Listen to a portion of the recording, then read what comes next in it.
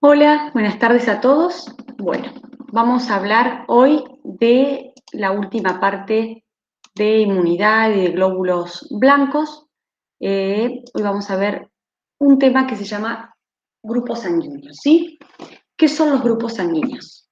Bueno, como todos sabemos, todas las personas distintas tenemos distinta sangre, ¿sí? Que presenta distintos antígenos y propiedades inmunitarias diferentes. ¿A qué nos referimos con esto? ¿Sí?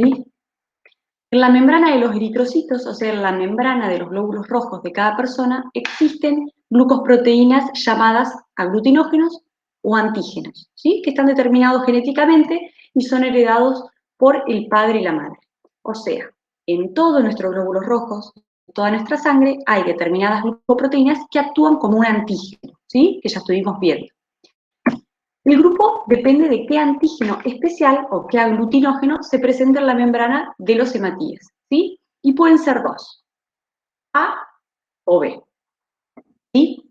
Entonces, si tenemos acá, como se muestra en el primer dibujito, una persona que presenta el antígeno de la superficie de la membrana del hematíe A, va a ser grupo sanguíneo A. Si el antígeno que presenta es el B, va a ser el grupo sanguíneo B.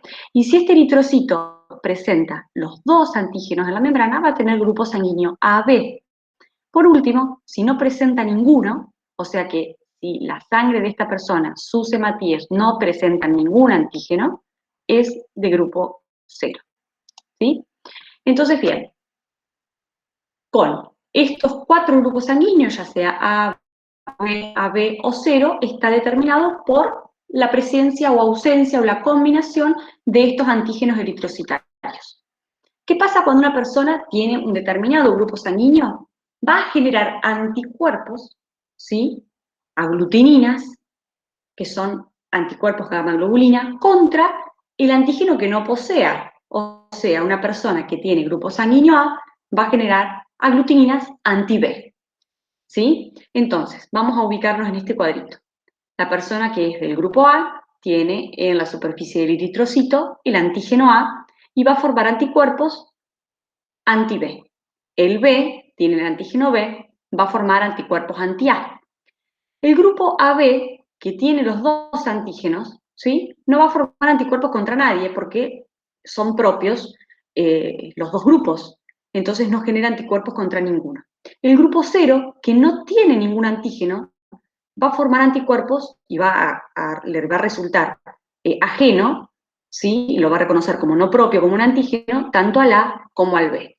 Acá tenemos los porcentajes, ¿sí? Que esto puede variar un poquito de acuerdo a la literatura que vamos a leer, pero el más frecuente de todos es el grupo 0, le sigue el grupo A, luego el B y el menos común es el AB. Entonces, bien, acá tenemos otra vez la representación. Una persona con grupo de sangre A tiene en la superficie del eritrocito el antígeno A y va a generar un anticuerpo anti-B. El B va a generar el anticuerpo anti-A. El A y el B no va a generar ningún anticuerpo porque reconoce como propio a los dos antígenos, son propios los dos antígenos, entonces no genera ningún anticuerpo. Y el 0, que no tiene antígenos de superficie, va a generar anticuerpos tanto para el antígeno A como para el antígeno B porque los reconoce como no propios, ¿sí? Entonces, ¿qué pasa, ¿sí?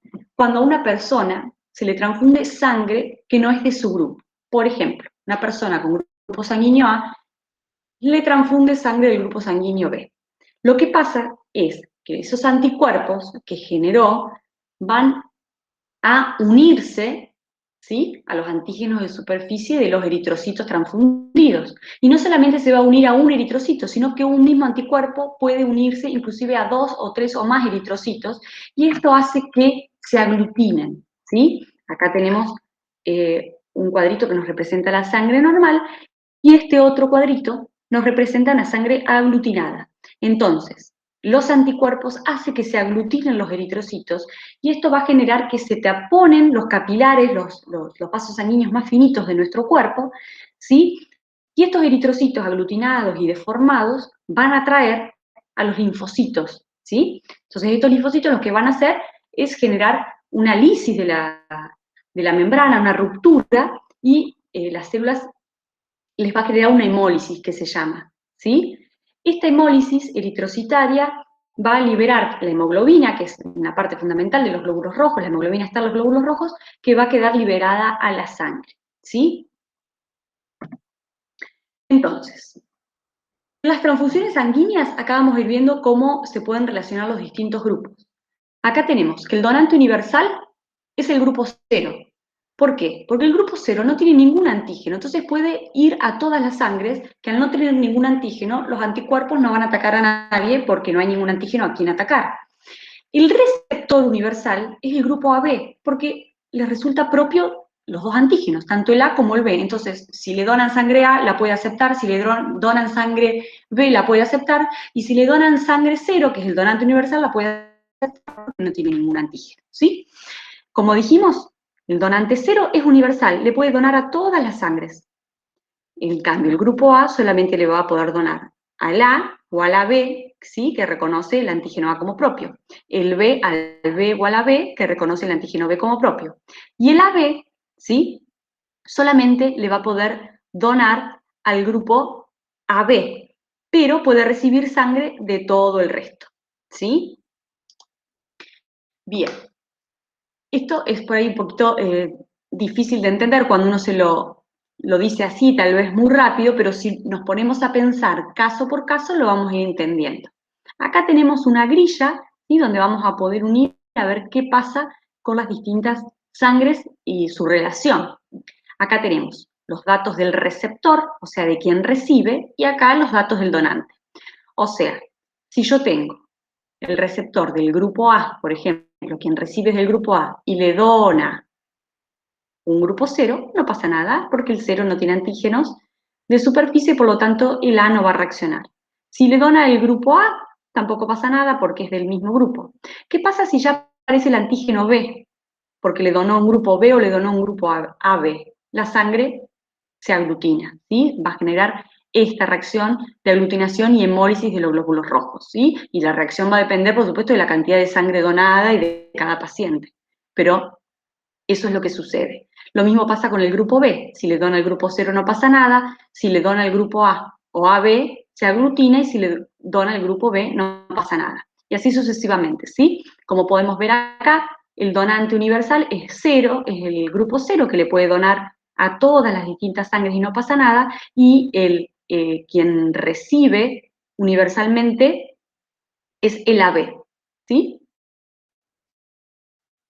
Bien, además del factor A, B y 0, tenemos otro sistema que es importante, que se llama sistema RH, llamado también sistema CDE. De estos CDE, el antígeno más importante de todos es el D, es el más importante del sistema RH. Tal es así que se considera que quien tiene el antígeno D en la superficie de los glóbulos rojos va a ser RH positivo, y quien no lo tenga va a ser RH negativo. Acá hay una aproximación de la población, ¿sí? La mayoría es RH positivo y solo un 15% es RH negativo. Bien, ¿qué pasa con la formación de aglutininas anti-RH? Esto no es tan rápido y tan importante como el grupo AB. Si una persona RH negativo nunca estuvo en contacto con sangre RH positiva, la primera transfusión no va a generar una reacción inmediata, ¿sí? Va a generar una reacción transfusional leve y más bien retardada, ¿sí? Pero al haber estado en contacto va a haber dejado anticuerpos, ¿sí? Contra el RH, y entonces en transfusiones posteriores esta reacción va a ser más acentuada y va a ser más severa, ¿sí? Por una cuestión de inmunidad de memoria, donde cuando uno está expuesto a un antígeno, al principio, si no lo reconoce, la respuesta no va a ser ni tan rápida ni tan efectiva, pero ya la segunda vez que uno se expone, sí, la inmunidad va a ser mucho más potente, ¿sí? Eso pasa en todos los casos. El factor RH es muy importante y entra en juego en algo que se llama eritroblastosis fetal, que es una enfermedad del feto y del recién nacido que vamos a explicar por qué, ¿sí? Cuando una mamá que es RH negativo queda embarazada, ¿sí? Y el papá le transfiere el factor RH positivo al bebé, la mamá está entrando en contacto con su bebé, ¿sí? Que es factor RH positivo. En este primer embarazo, durante el parto, la madre entra en contacto, o durante el embarazo, ¿sí? Y comienza a sensibilizarse, pero no afecta al primer bebé, ¿sí? Por toda esta cuestión de retardo que hay.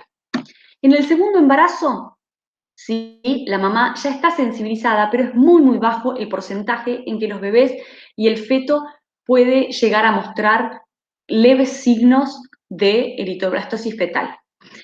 Ya en un tercer embarazo o los posteriores, ya comienza a aumentar el riesgo, ¿sí? Y en la circulación materna ya van a estar los anticuerpos anti-RH que pueden atravesar la placenta, ¿sí? Llegar a la circulación fetal y generar aglutinación de los hematíes fetales, que son RH positivo, y provocar los signos y la patología de la eritroblastosis fetal, ¿sí? ¿Qué pasa? Los anticuerpos anti-RH que forma la madre difunden y llegan al feto, ¿sí? Lo que pueden hacer es aglutinar los eritrocitos del feto que se hemolizan y liberan hemoglobina a la sangre. Toda esta pérdida de eritrocitos hace que los tejidos hematopoyéticos del niño intenten reemplazarlos, entonces aumentan de tamaño, ya sea el hígado, el vaso, ¿sí? Toda esta hemoglobina liberada a la sangre, los macrófagos la convierten en bilirrubina, y esta bilirrubina puede precipitar, ¿sí? A nivel de las células neuronales, del área motora primaria, y generar alteraciones y una patología que se conoce como kernicterus, ¿sí? Además de que puede ser mortal para el niño por la anemia que se genera por la falta de los eritrocitos.